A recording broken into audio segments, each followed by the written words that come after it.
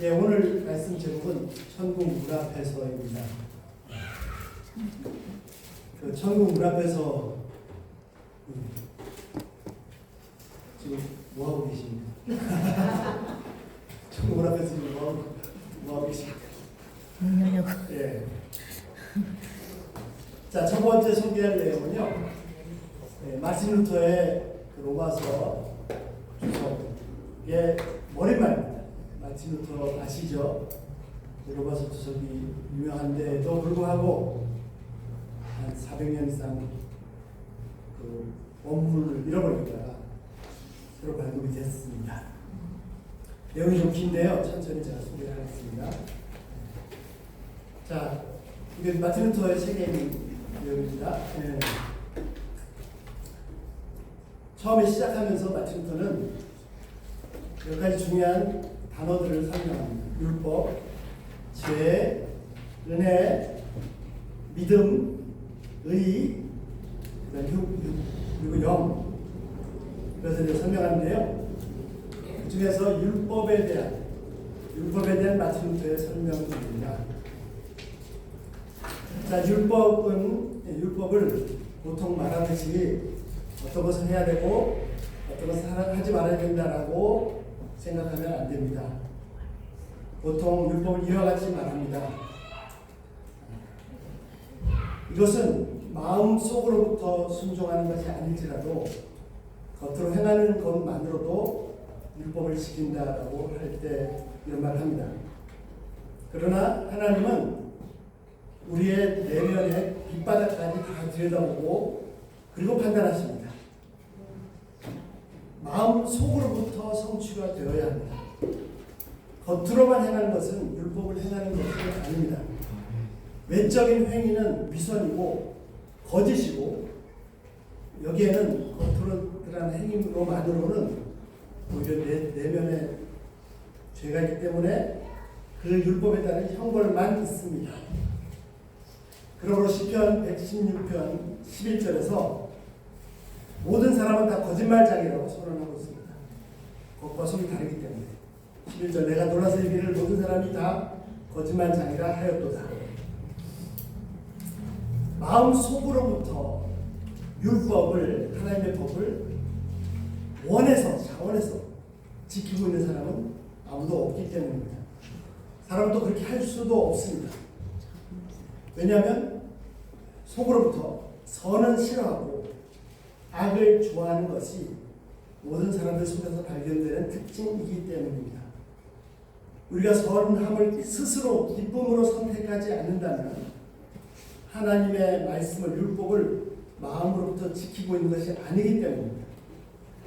겉으로 많은 미덕을 행하고 칭송받을 만한 삶을 살고 있는 것처럼 보일지라도 결국은 죄가 들어오고 하나님의 진노만을 불러일으킬 뿐입니다.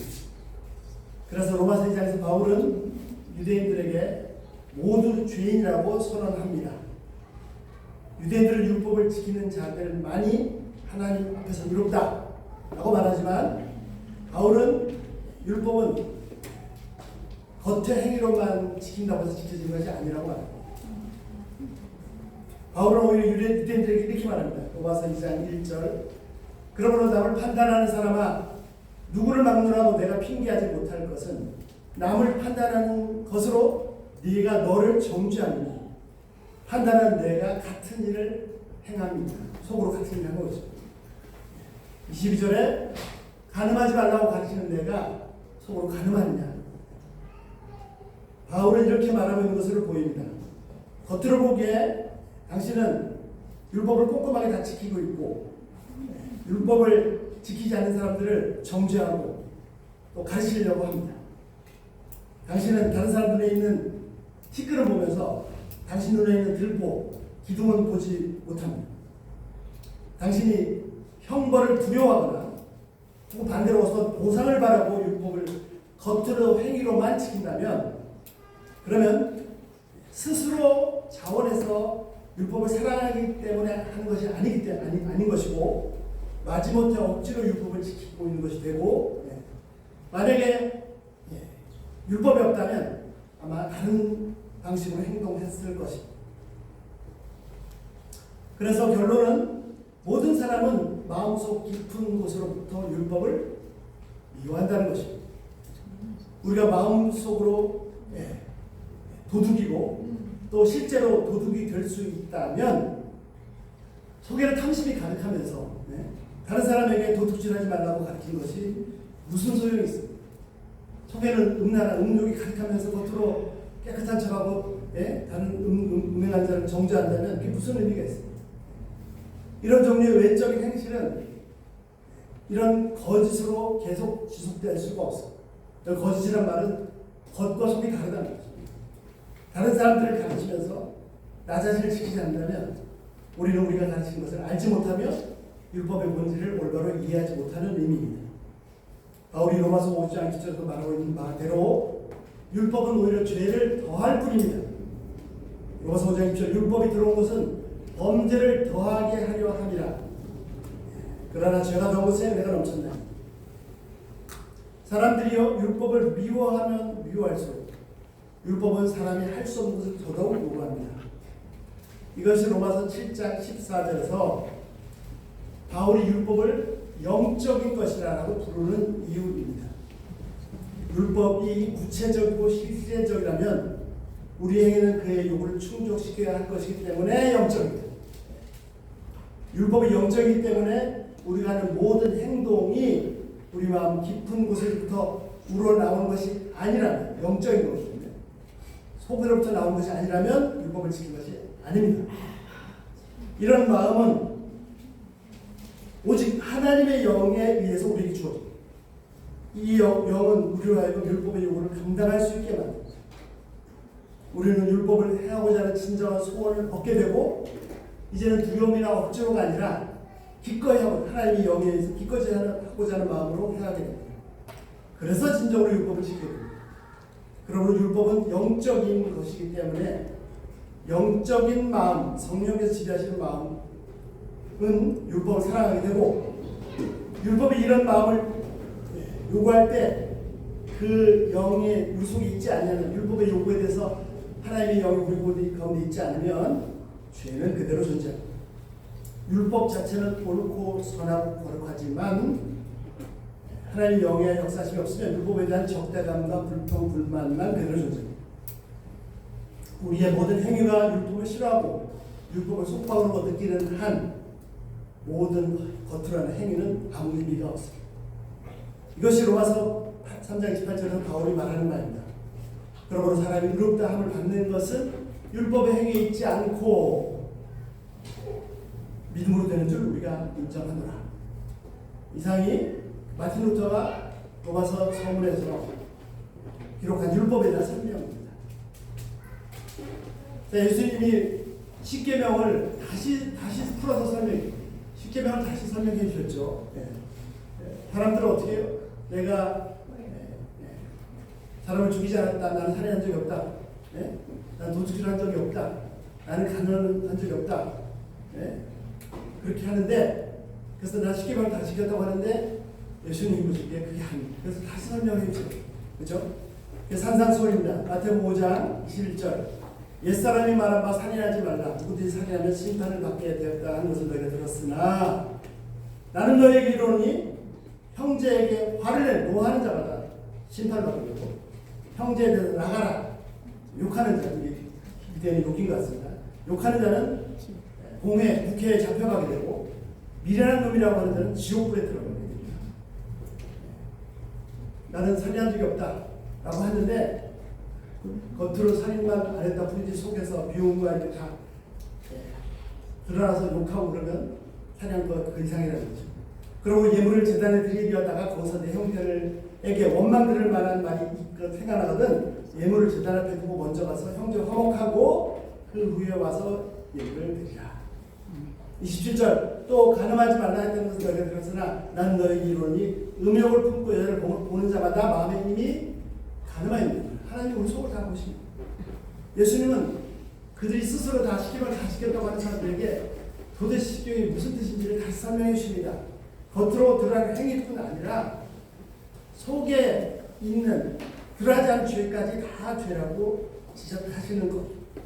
살해하지 말라. 겉으로 살인하지 않았다 하더라도 형제에게 화를 내는 거, 욕하는 거, 밀어넣는 거, 벌써 이제 살인하는 거. 겉으로 가능한 적이 없다라고 하더라도 깨끗한 것이 아니고 이미 속으로 그런 생각나는 것들이 가능합니다. 그래서 하나님 앞에서는요, 한 사람도 다 예의 없이 죄인입니다.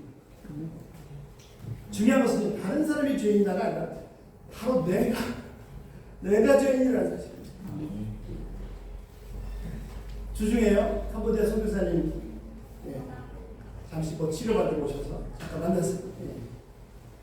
식사도 하고 여러 많은 말씀들을 나누는데 갑자기 그 성경 구절 한 구절을 이렇게 지나가는 말씀하시는데 그 말씀이 그냥 그 순간 저를 치셨습니다.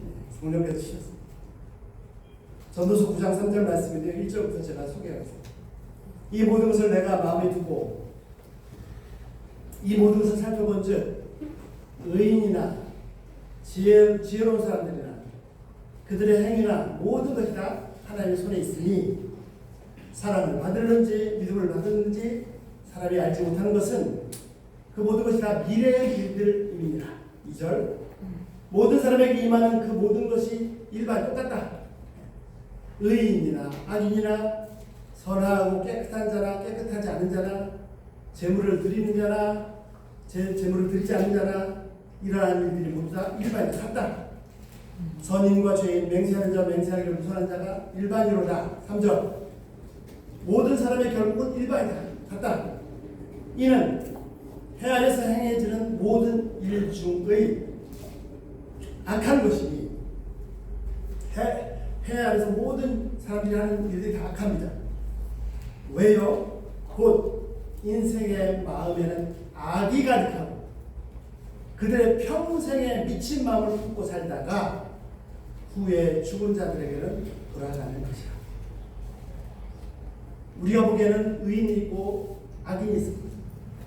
지혜로운 자가 있고 무지한 자가 있고 교만한 자가 있고 겸손한 자가 있고 깨끗한 사람이 있고 깨끗이 못한 사람이 있습니다. 하나님 보시기에는요, 차보다 다 죄인, 다 죄인.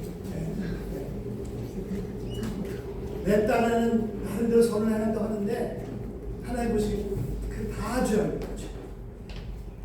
의인이나 악인이나 지혜로운 자나 미련한 자나 그 마음속에 악이 충만한 악이가 평생 미친 마음 품고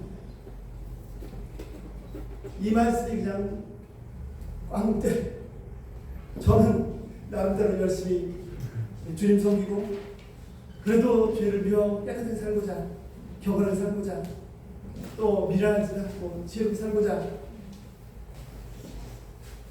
한다고 했는지 모르겠습니다. 하나님은 아십니다. 여러분들 물론 하나님 아십니다. 제 마음속에 악이 가득한 것, 오직 악으로만 가득 차니 일생 동안 미친 마음 품고 살고 있다는 거죠. 요한일서 1장 5절 오늘 본문 말씀입니다. 5절 우리가 그에게서 듣고 너에게 전한 소식은 이것입니다. 뭡니까? 하나님은 빛이시다. 예. 하나님은 빛이시다. 하나님은 창조된 빛이 아니십니다. 창조되지 아니하신 빛이시다. 어느 정도 빛이세요? 그분에게는 어둠이 조금도 없습니다. 6절 만일 우리가 하나님과 사귐이 있다 하고 어둠에 행하면 뭐 하는 거예요? 그렇죠. 진리를 행하지 아니하는 거예요. 7절 그분이 빛 가운데 계신 것 같이 우리도 빛 가운데 행하면 우리가 서로의 사귐이 있고 그의 아들 예수의 피가 우리를 모든 죄에서 깨끗게 하실 것이고 하나님은 빛이십니다. 그분 앞에서는 숨길 수 있는 것이 아무것도 없어요. 조금도 없어요. 자, 그러면 어떻게 우리가 빛 가운데 그분과 함께 행할 수 있습니까? 8절 만일 우리가 죄 없다고 말하면 스스로 속이고 진리가 우리 속에 있지 아니할 것이에요. 사람들은요, 저도 죄를 인정하기 싫죠. 죄 인정하는 거 좋아하는 거. 더군다나 세상에서는요, 자기 잘못을 인정하는 것은 스스로 마오다 죽고자 하는 거죠. 절대로 인정하면 안 됩니다. 미국에서 처음 운전면허 배우는데요. 한 가지 중요한 걸 알려줘요. 사고가 났을 때 절대로 자기 잘못을 인정하지 말라. 야, 정말 희한한 거지. 네. 그렇게 가르칩니다. 그런데요, 구절 한번 보실까요? 만일 우리가 우리 죄를 자백하면 큰일 납니다. 아, 우리 죄를 잘 인정하면 어떻게 해? 죽으려고 스스로 부담하는 건가요? 어떻게 해요? 그는 미쁘시고 의로우사 우리 죄를 사하시며 우리를 모든 불의에서 깨끗게 하실 것입니다. 만일 하나님 앞에서 내가 죄를 다 자백하면 어떻게 됩니까? 결과 이전에 결과가 나오는 원인이 되는 그 이유가 있습니다. 그 원인이 뭐냐면 하나님이 어떤 분이신가 하는 겁니다. 하나님 어떤 분이십니까? 두 가지. 하나님은 뭐죠? 의로우시고 미쁘시고, 구절 죄송합니다. 구절 보시겠습니다. 하나님은 미쁘시고 의로우시고 두 가지 꼭 기억해 주십시오. 하나님은 미쁘시고 의로우시고. 자, 미쁘시단 말이 무슨 말이에요? 신실하시다. 믿을만 하다는 거죠. 변치 않으시다는, 의지할 수 있다는 거죠. 사람들은 어떻게 합니까? 괜찮아, 다 얘기해. 다 자백하면 그건 용서해 줄게. 네? 그 대신 너 자백하지 않은 거 드러나면 너 죽는다. 네. 그래서 그렇게 해서 다 자백했더니 너 그런 죄 적을 하라고 하고 징계하는 거죠. 다 용서해놓고 다 자백해놓고 꺼내면 징계하는 겁니다. 하나님은 어떤 분이세요? 자백하면 다 용서한다 말씀하신 그 말씀이 변하지 않습니다. 신실하십니다. 똑같습니다. 이 요한일서 1장 9절 말씀 우리가 우리 자백하면 깨끗게 하신다, 사하신다 그 말씀이 자백하기 이전에 자백하기 이후에 똑같습니다. 그분은 변치 않으신 신실하신 분이십니다. 절대로 변치 않으십니다. 이 구절 말씀은 진짜 진실입니다. 그렇습니다. 내가 내 죄를 자백하면 말씀 그대로 다 용서하십니다. 사람들처럼 나를 자백하기는 꼬임이 아닙니다. 또 하나님께서 굳이 그렇게 하실 필요가 없습니다. 왜요? 하나님 내가 자백하기 전에 다 아시고 계세요. 사람들은 꼬이려고 모르니까 스스로 꺼내려고 해놓고 이런 죄 졌구나 해서 징계하려고 하는데 하나님 내가 자백하기 전에 이미 다 아시고 계세요. 그래서 그걸 자백해가지고 나를 속이지 않으십니다. 그런데 왜 자백하라고 하십니까? 아니 다 아시는데 왜 자백하라고 하세요? 용서해 주기 위해서. 용서해 주시고. 네. 내가 내 죄를 인정하기만 하면 빨리 한마디만 자백해. 인정하기만 하면 바로 용서해 주시려고 이미 준비를 하고 계십니다.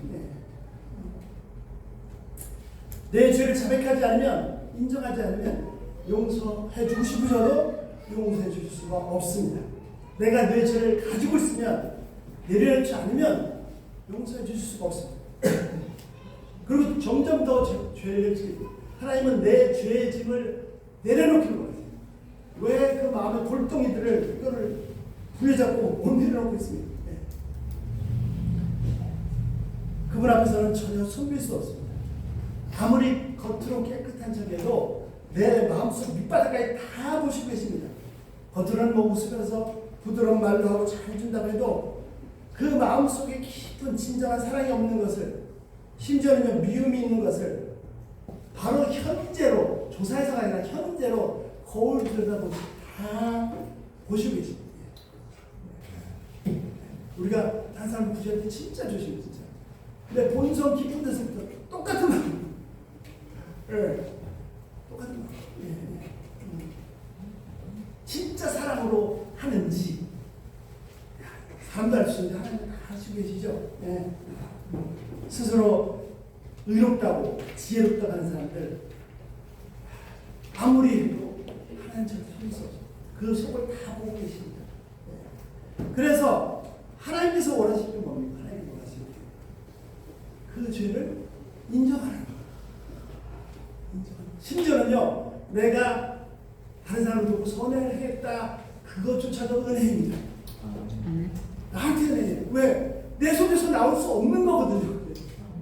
그런데 나왔다는 것은 내가 아니고 하나님이 하시죠. 하나님. 내가 그렇게 하게 하시는 것은 은혜죠. 하나님은요 다 보고 계신데 그 앞에 하나도 숨길 수가 없는데 자백하라고 하세요. 그리고 마음속으로 벌써 용서 다는 거 용서할 준비. 내가 그냥 잘못해서 잘자도 나오기 전에 이미 용서해.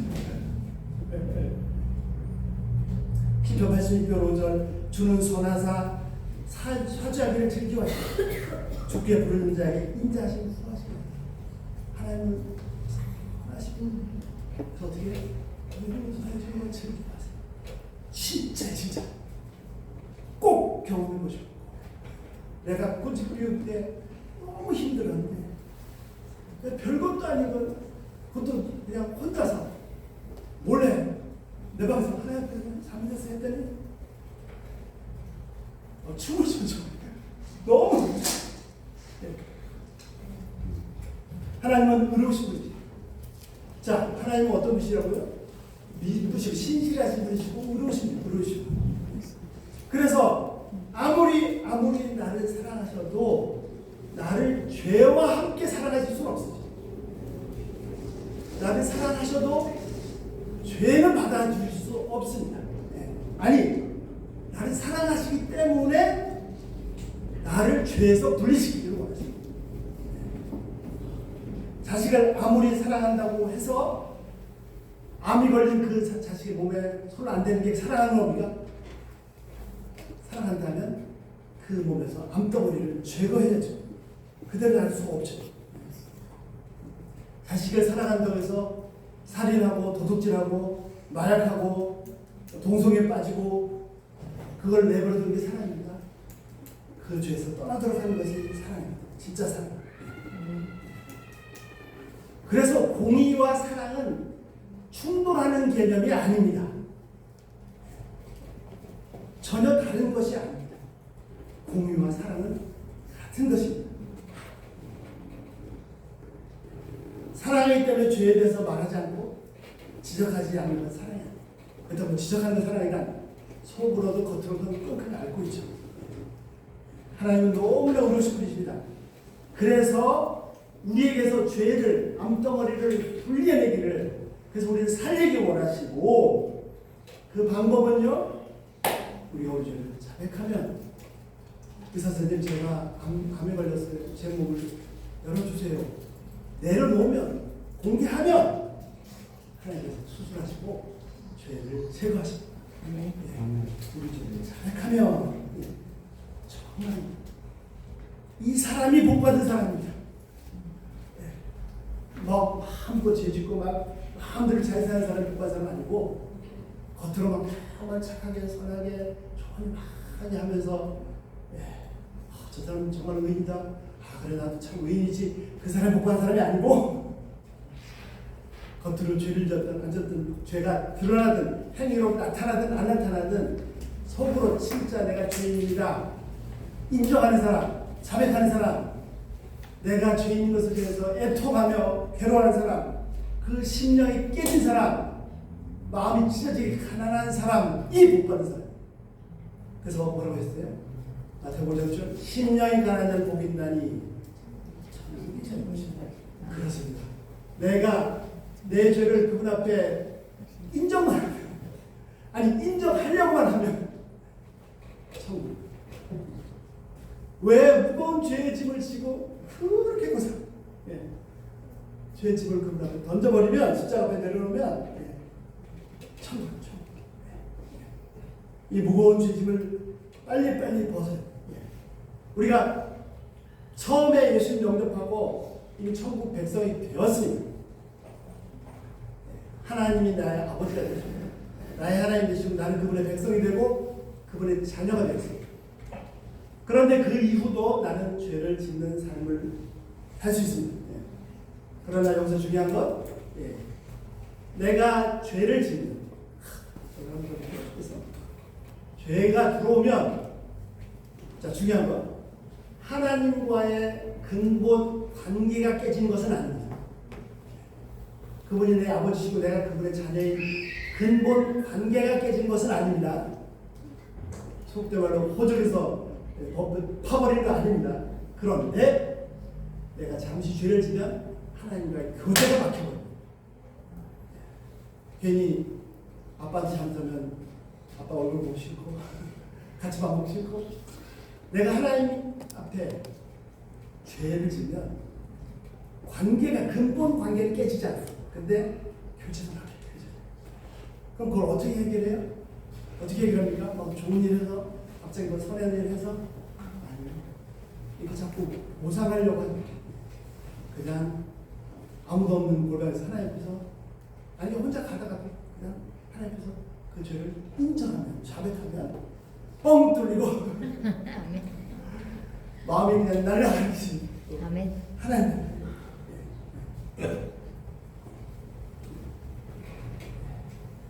10절 우리가 만일 범죄하지 않았다면 하나님은 거짓말하는 이로 만드는 것이니 또 그의 한 말씀이 우리 속에 있지 아니하냐.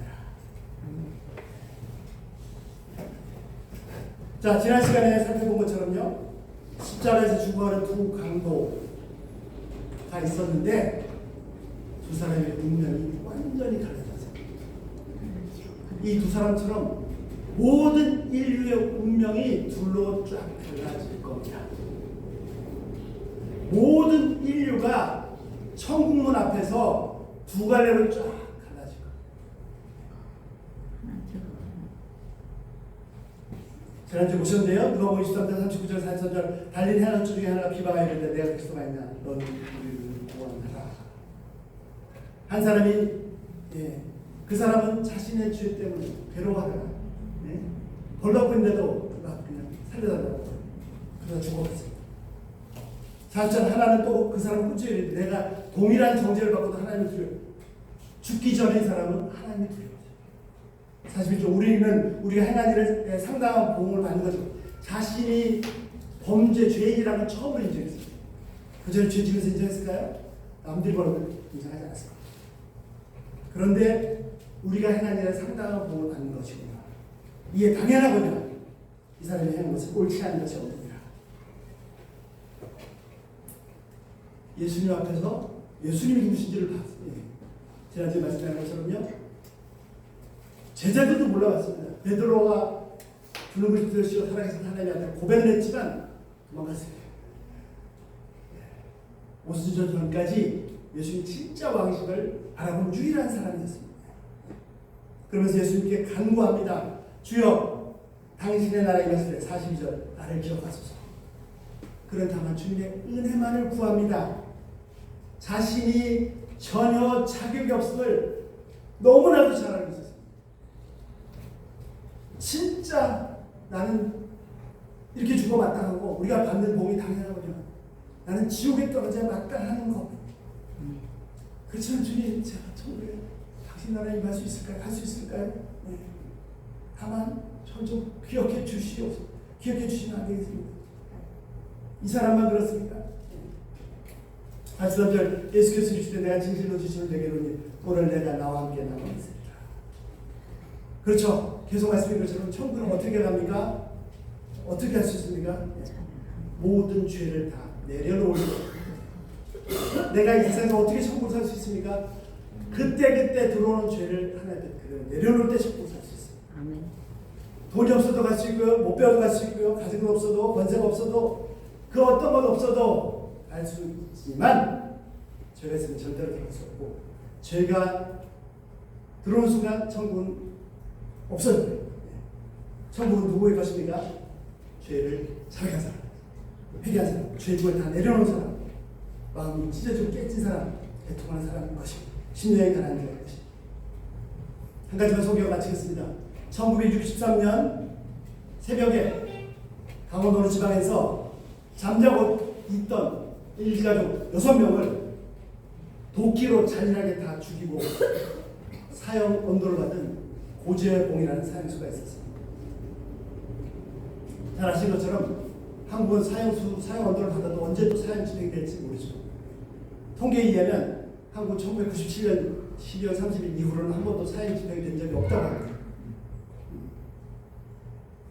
이 고재봉은 다음에 사형을 받았습니다. 64년대 사형이 됐죠. 그런데 이 사람, 이 살인마, 이게 인간도 아니죠. 그리고 뭐 죄수, 그 간수들 이들은 막 그냥 눈에 막 짐승처럼 막 그냥 증오심이 가서 그러거든요. 그런데 놀랍게도 감옥에 사형 언도를 받고 사형 집행되기 전까지 감옥에 있을 때 감옥에 넣어준 성경을 읽고 5번째 읽다가 성경을 5번째 읽다가 갑자기 통곡하고 쓰러져 버렸습니다. 그리고 스스로 주인 것을 자백하고 예수 영접하고 완전히 세상을 했습니다. 그리고 실제로 사형 당할 때까지 그 감옥에 2,000명의 죄수가 있었는데 1,800명을 전도하고 전도했습니다. 그가 사형 당하기 전에 불렀던 찬송가라고 합니다. 찬송가 279장. 인내하신 구세주여, 인내하신 구세주여, 내가 피오니 죄인으로 하실 때 주여, 주여, 내가 피오니 죄인으로 하실 때 부르소서. 이 찬양을 하고 누가 죄인입니까? 누가 사형수고 누가 살인마입니까? 사형 언도만 받은 그 사람이 사형수입니까? 우리 모두는 사형수입니다. 사형 집행할 날만 기다리는데 그 날짜 아무도 몰라. 이 고재형보다 나는 그렇게 죄지. 너 차보도 마. 속에는 악이야. 정말 주님 앞에 간절히 기도하고 빕니다. 주님, 죄인으로 하십니다. 날 불러주시옵소서. 우리 이 찬양 같이 하면서 기도하시고